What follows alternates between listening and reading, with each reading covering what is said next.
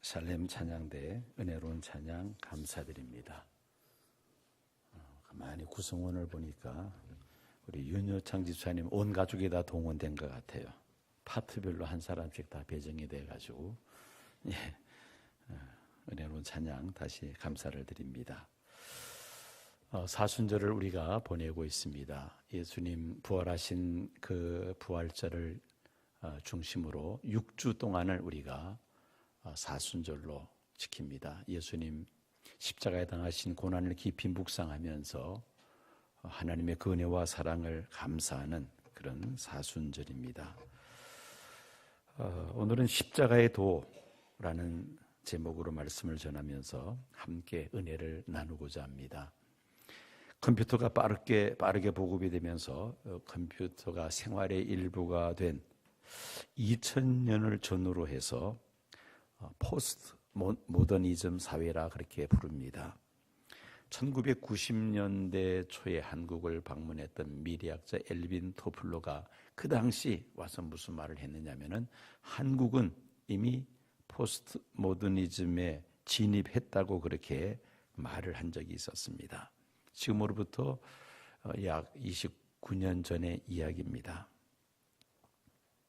이 포스트 모더니즘이라는 단어는 포스트라는 단어와 모더니즘이라는 두 개의 단어가 합성된 것입니다. 포스트는 다음이라는 뜻이고 모더니즘은 근대 사상이라는 그런 뜻을 가지고 있습니다. 즉 포스트 모더니즘은 근대 모더니즘 다음에 오는 시대 사조로서 20세기 후반의 시대 정신이요 새로운 세계관을 가리킵니다. 기본적인 그 철학적 입장은 다원성과 상대성 그리고 비결정성, 스스로 어느 한 개념으로 정의되기를 거부하는 것이 바로 이 포스트 모더니즘의 특징입니다.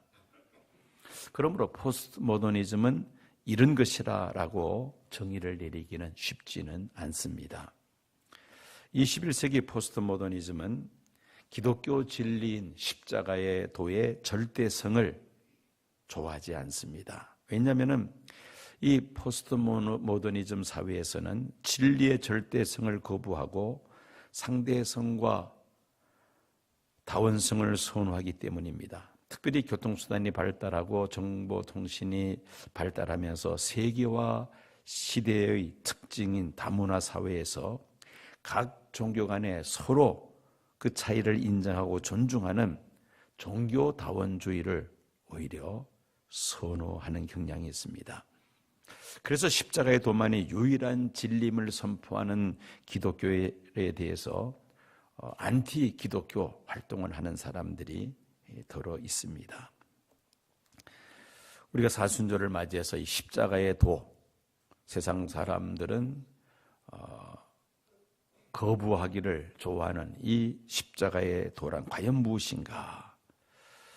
하나님의 아들이신 예수님께서 인간의 죄를 대속하시기 위하여 인간의 몸을 입으시고 이 세상에 오셔서 십자가에 달려 죽으심으로 모든 인류의 죄를 대신 담당하셨고, 누구든지 회개하고 예수를 구주로 영접하면 죄 사함 받고 하나님의 자녀가 되며 영생을 얻는다는 것이 바로 십자가의 도입니다. 예수님 당시에도 스스로 지혜롭다고 생각하는 사람들이 이 십자가의 도를 미련한 것으로 생각하는 경향이 있었습니다. 어떻게 십자가의 도로 인류를 구원할 수 있느냐는 것입니다. 왜냐하면 이 십자가는 예수님 당시에 가장 흉악한 죄수들을 처형하는 로마의 사형 형틀이었기 때문입니다. 그리고 모든 사람들이 이 십자가의 형벌을 두려워하고 혐오하였습니다. 그런데 놀라운 사실은 하나님은 이 십자가의 도로 온 인류를 구원하기를 원하신다는 것입니다. 오늘 본문인 고린도전서 1장 18절 말씀 보면은 십자가의 도가 멸망하는 자들에게는 미련한 것이요 구원을 받는 우리에게는 하나님의 능력이라. 이 십자가의 도가 세상 사람들이 볼 때는 미련한 것처럼 보이고 어떻게 십자가의 도로 인류를 구원할 수 있느냐고 그렇게 말을 합니다. 그렇지만은 이 십자가의 도는 믿는 사람들에게는 구원의 능력이 되는 줄로 믿습니다. 오늘 본문 말씀인 고린도전서 1장 21절을 보면은 하나님의 지혜에 있어서는 이 세상이 자기 지혜로 하나님을 알지 못하므로 하나님께서 전도에 미련한 것으로 믿는 자들을 구원하시기를 기뻐하셨도다. 하나님은 이 전도에 미련한 것으로 십자가의 도로 인류를 구원하기를 기뻐하셨다고 말씀합니다. 여러분, 세상 모든 지식을 다 가지고 있어도 십자가의 도를 모르는 사람은 어리석은 사람이요 가장 불쌍한 사람입니다. 세상에서 배운 것도 없고 가진 것도 없다 하더라도 이 십자가의 도를 알고 믿는 성도들은 이 세상에서 가장 귀한 지식을 가진 사람이요 또 이 세상 무엇과도 바꿀 수 없는 가장 소중한 것을 소유한 사람인 줄로 믿습니다. 영국 에드워드 8세의 러브 스토리는 익히 다 잘 알고 있습니다. 그는 영국 왕위 계승자였습니다. 왕은 귀족들과 결혼을 해야 하지만은 그러나 이 에드워드 8세의 사랑하는 사람은 이혼 경력이 있는 평민 여성이었습니다. 이 여인과 결혼하기 위하여 그는 왕위를 내려놓아야 했습니다. 에드워드 8세는 심슨 부인을 너무나도 사랑한 나머지 이 여인과 결혼하기 위해서 왕관을 내려놓습니다. 이 세상에 수많은 여인들이 있었으며 더구나 왕비가 되려는 귀족 출신의 신부감들이 한두 사람이 아니었습니다. 왜 하필이면은 평민 출신의 이혼 경력을 가지고 있는 심슨 부인이냐고 질문할 때 이 에드워드 8세는 이렇게 대답을 합니다. 나는 그 여인 이외에는 어떤 여인도 사랑할 수 없습니다. 라고 대답을 했습니다. 왕위를 내려놓고 이혼 경력이 있는 평민 출신의 여인과 결혼한 이 에드워드 8세의 사랑, 어떤 측면에서 본다면 참 순박한 사랑이었다라고 말할 수가 있을 것입니다. 그런데 왕족이 평민이 된 것과는 비교할 수 없는 더욱더 놀라운 러브스토리가 있습니다. 그 러브스토리는 바로 예수 그리스도의 십자가의 러브스토리입니다. 하나님이신 예수님께서 하늘 보좌를 버리시고 그리고 피조물인 인간의 몸을 입고 이 세상에 오셨습니다. 우리의 죄값을 대신 치르시기 위하여 예수님은 십자가의 그 모든 형벌을 고스란히 다 받으셔야만 했습니다. 로마의 정치가 시세로는 인간이 고하는 형벌 중에서 가장 잔인하고 무서운 형벌이 바로 십자가 형벌이라고 했습니다. 죄수를 십자가에 못 박기 위해서는 십자가에 눕혀놓고는 죄수의 양손과 양발에 굵은 대못을 박습니다. 살같이 찢어지고 뼈가 으스러지는 그 고통을 받아야만 합니다. 그 십자가가 땅 위에 세워지면은 온몸의 체중이 양손과 양발에 실리기 때문에 그 고통은 형용할 수가 없습니다.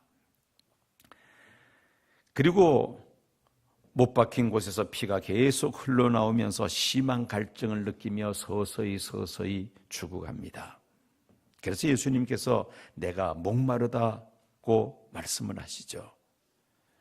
그리고 이어지는 고통은 하나님께로부터 완전히 단절되는 버림받는 고통이었습니다.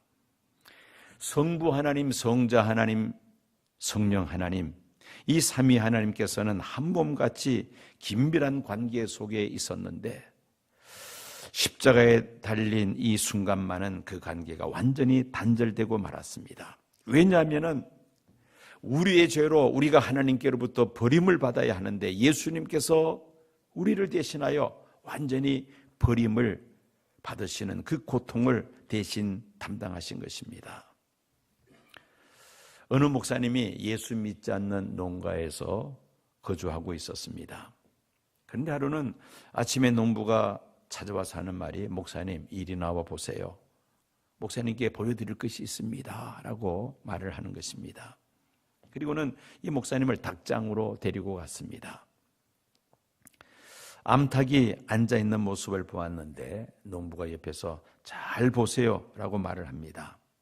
목사님이 자세히 그 암탉을 들여다보는데 그 암탉의 품속에 있던 병아들이 삐약삐약 하면서 그 품속에서 하나씩 이렇게 빠져나오는 것입니다.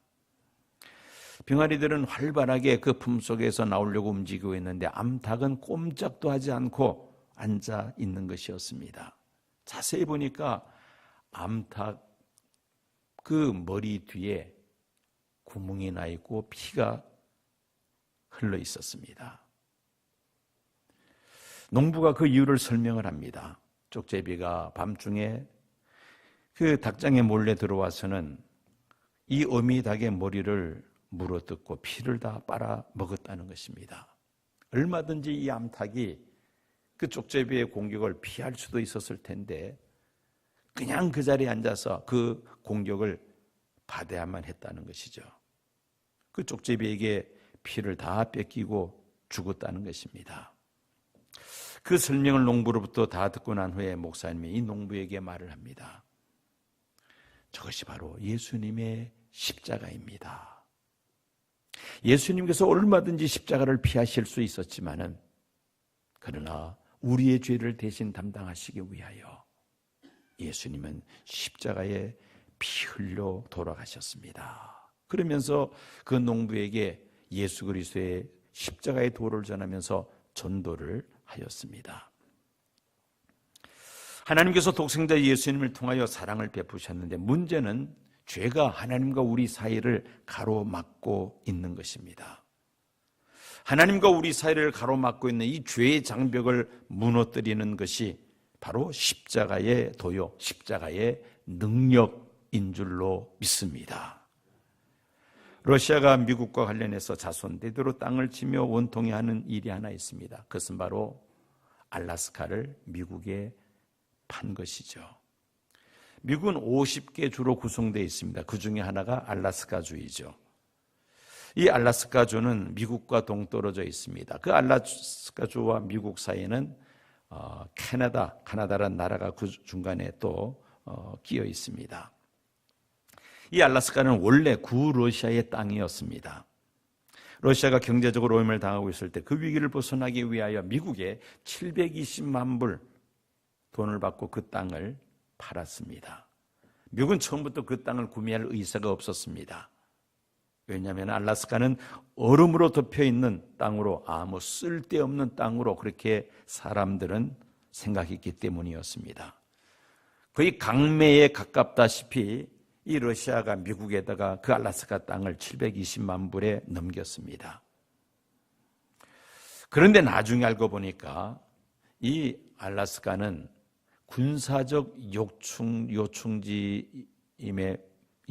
요충지임은 물론이거니와 많은 그 바다의 해양 자원들 그리고 더한 것은 그 얼음으로 덮여 있는 땅 속에 있는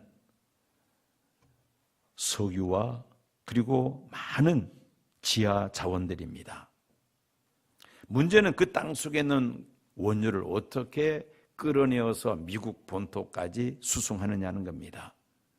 미국은 첨단 기술로 얼음을 뚫고 땅을 뚫어서 송유관을 매설하고 그 송유관을 통하여 매년 수백만 배럴의 원유를 공급을 받고 있습니다.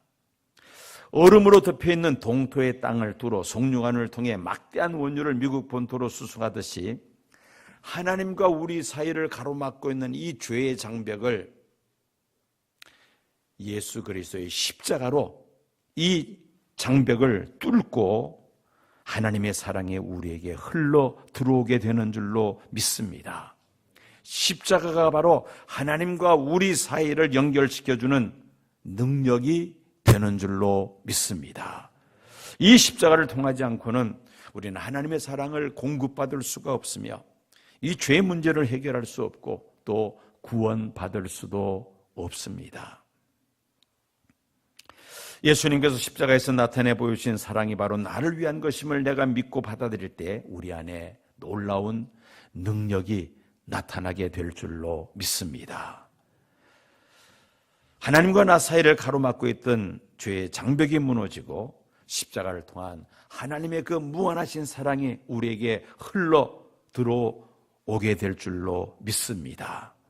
불완전한 인간인지라 비록 우리의 죄를 회개하고 예수님을 구주로 영접하여 하나님의 사랑을 받고 십자가의 능력으로 하나님의 자녀가 되었지만 또다시 우리가 죄를 지으며 옛사람으로 되돌아갈 때가 얼마나 많습니까? 그러나 주저앉아서는 안 됩니다. 또다시 우리는 십자가를 바라보아야 합니다. 십자가의 보혈의 능력이 내 죄보다 더 크기 때문입니다. 비록 또다시 죄를 지었지만 우리가 회개하고 하나님께 나아갈 때에 예수님의 십자가의 보혈은 용서치 못할 죄가 없는 줄로 믿습니다. 때로는 자신의 무능함과 무가치함을 생각하고 좌절할 때도 있습니다. 열심히 뛰어보았지만은 되는 일이 없습니다. 그래서 낙심하고 주저앉아 버리고 맙니다. 이때도 우리는 십자가를 바라보아야 합니다. 십자가를 바라볼 때 우리가 얼마나 소중한 존재라는 사실을 발견하게 됩니다. 만약에 골동품을 사고 팔 때에 100만 원을 받는다면은 그 골동품이 100만 원의 가치가 있기 때문이죠. 별것 아닌 것처럼 보여도 1000만 원의 그 골동품이 거래가 된다면 나름대로 그 골동품에는 1000만 원의 가치가 있기 때문입니다. 예수님께서 하나밖에 없는 그 생명을 나를 위하여, 나를 죄에서 구원하시기 위하여 십자가에 내어 놓으셨다면 상대적으로 우리는 하나님 앞에서 그만큼 소중한 존재요 가치 있는 존재인 줄로 믿습니다. 그러므로 십자가를 바라보는 사람은 희망과 용기를 얻게 됩니다. 어떤 절망적인 상황 속에서도 예수 그리스도를 바라볼 때에, 십자가를 바라볼 때에 우리를 그 절망 속에서 끌어내는 놀라운 능력이 십자가에 있는 줄로 믿습니다. CNN 방송에서 사형당하기 직전에 한 여인을 잠깐 인터뷰한 적이 있었습니다. 터너라는 이 여인은 남편과 정부를 살해한 죄로 사형을 당하게 됩니다. 남편과 정부가 간통하는 현장을 목격하고 도끼로 남편과 정부를 살해하고 말았던 것입니다. 현장에서 살인범으로 체포되었고 재판에서 사형 판결이 내려졌습니다. 그런데 이 여인이 교도소 안에서 복음을 접하게 되고 예수를 구주로 영접합니다. 미움과 증오에 사로잡혀 있었던 이 여인이 온순한 사랑의 사람으로 변화됩니다. 사형당하기 전날 기자와의 인터뷰를 통해서 온유하고 기쁨에 가득 찬 표정으로 시청자들에게 마지막 말을 남깁니다. 여러분, 저는 내일 우리 주님을 만나러 갑니다. 여러분 모두 사랑합니다. 라고 인사를 하고 다시 교도소 안으로 들어갔습니다. 분노와 증오에 가득 차서 도끼로 남편과 정부를 살해한 이 여인의 입에서 어떻게 이런 말이 나올 수가 있다는 것입니까? 십자가의 능력만이 가능한 줄로 믿습니다. 제 아무리 성격이 불같고 포화가다 하더라도 십자가의 능력을 통해서 하나님의 새 사람으로 될 줄로 믿습니다. 유명한 작곡가 핸델이 질병과 파산으로 절망 속에 헤매고 있을 때 아일랜드 더블린 총독으로부터 지원과 격려로 메시아를 작곡하기 시작을 했습니다. 그는 메시아를 작곡하기에 앞서서 20일 동안 골방에 들어가 기도하면서 이사야서 53장을 읽습니다. 이사야서 53장을 읽다가 고난의 종으로 오신 예수님의 모습을 깊이 묵상하게 되었습니다. 메시아께서 사람들에게 멸시를 받고 버림을 받고 고통을 겪게 된다는 이사야서 53장의 고난의 종에 대한 말씀을 읽으면서 그는 무릎을 꿇고 한창 눈물을 흘린 후에 그는 말합니다. 나의 고통과 나의 절망을 다 겪으신 분, 과연 예수님은 나의 주님이십니다 라고 외치면서 그는 이 메시아라는 불후의 대곡을 완성하게 됩니다.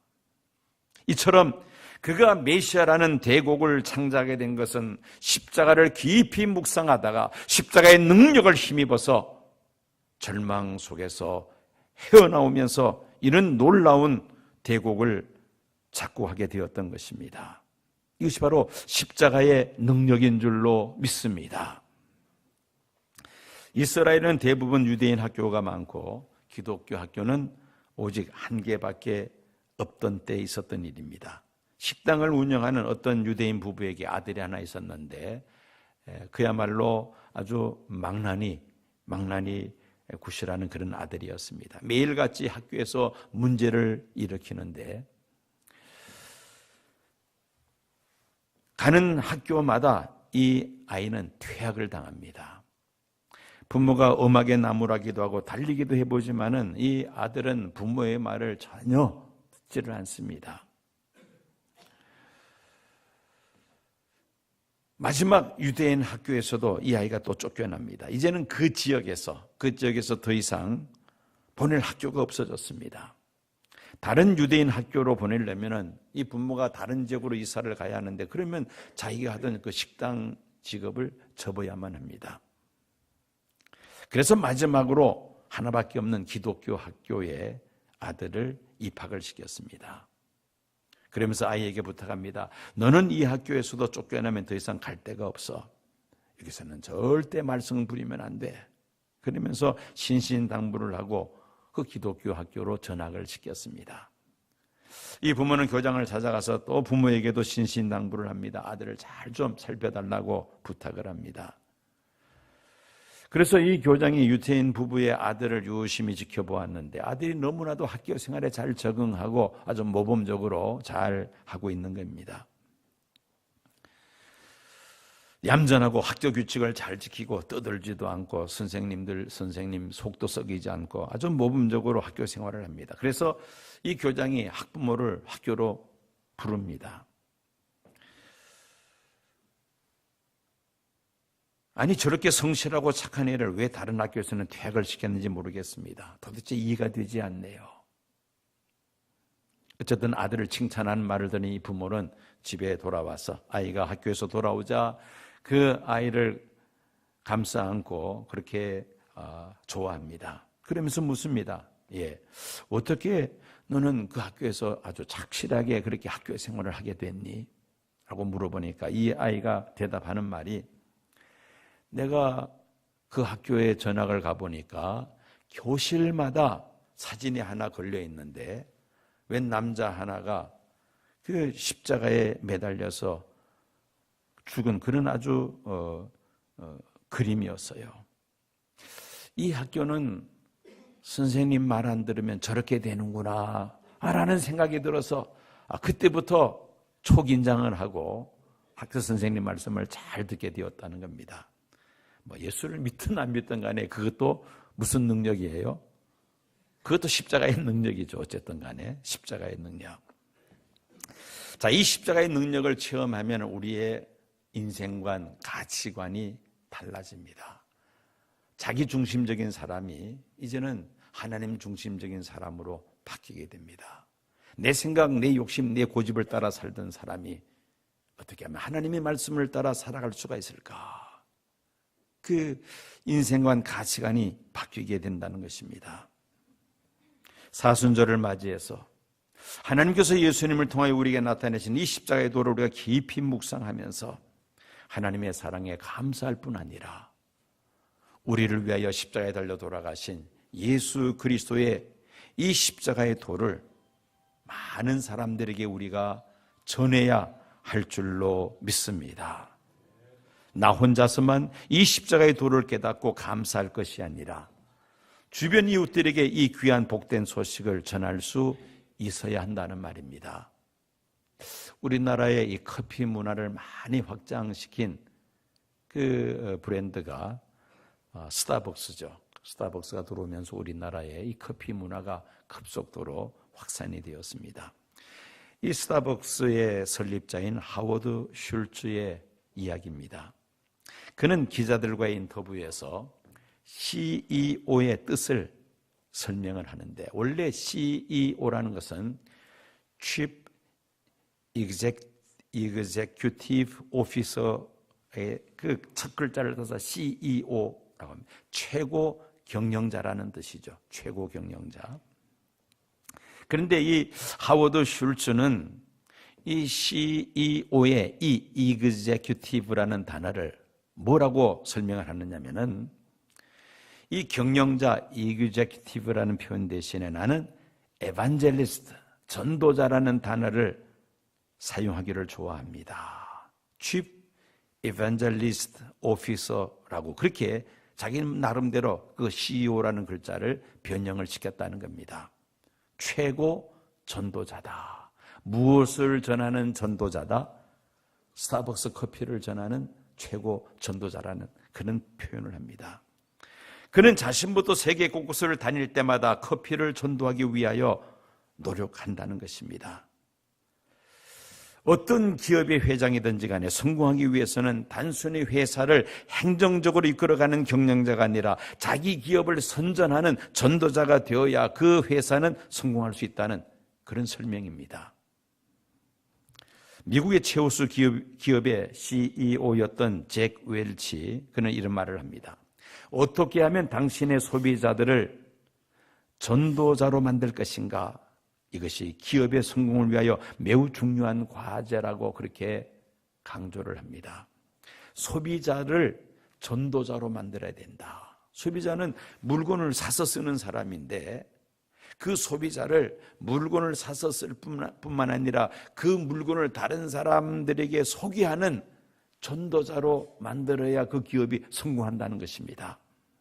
저는 이런 글들을 읽으면서 이 전도자라는 단어를 교인들은 벌써 잃어버리고 전도라는 단어 자체도 생각지 않고 살아가는데, 오히려 이 기업인들이 이 전도자라는 말을 즐겨 사용한다는 것입니다. 결국 사업가들에게 이 전도자라는 말을 빼앗겼다는 것이죠. 그들은 세상 일인데도 전도자라는 말을 사용하기를 주저하지 않고 있습니다. 그러나 우리 그리스도인들은 전도자라는 단어를 매우 부담스럽게 생각하고 있습니다. 우리는 이 좋은 단어를 이 기업인들에게 빼앗겨서는 안 되겠다는 것입니다. 사순절을 맞이해서 사람들이 미련하게 생각하는 이 십자가의 도를 깊이 묵상하면서 우리가 사순절을 보낸다면 십자가의 능력이 우리 안에 다시 살아 역사하게 될 줄로 믿습니다.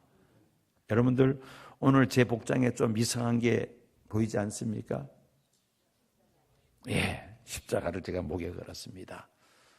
우리 교육자들도 금요일마다 코칭셀을 합니다. 엊그저께 코칭셀을 하면서 십자가의 도라는 주제를 놓고 우리가 한 주 동안 무엇을 실천해 옮길까 하다가 십자가를 목에 걸자, 그렇게 목표를 세웠습니다. 십자가를 목에 걸고 십자가를 볼 때마다 십자가의 도를 깊이 생각하고 묵상하고 십자가의 능력이 우리 안에 나타날 수 있도록 한 주일 동안 우리가 십자가를 목에 걸고 한 주일 생활을 합시다. 그렇게 목표를 세웠습니다. 세상 사람들은 십자가를 미련한 것으로 생각합니다. 어떻게 십자가가 사람을 구원할 수 있느냐? 어리석은 것으로 말을 합니다만, 그러나 믿는 사람들에게는 구원의 능력이 되는 줄로 믿습니다. 이 구원의 능력이 되시는 예수 그리스도의 십자가를 깊이 묵상할 때에 십자가의 능력이 우리 안에 살아 역사하여 우리의 생명을 살릴 뿐만 아니라 또한 우리를 통하여 이 십자가의 도를 알지 못하는 사람들에게 이 십자가의 도를 전함으로 인하여 구원받는 사람들의 숫자가 늘어나는 그러한 사순절이 되시기를 축원합니다. 말씀을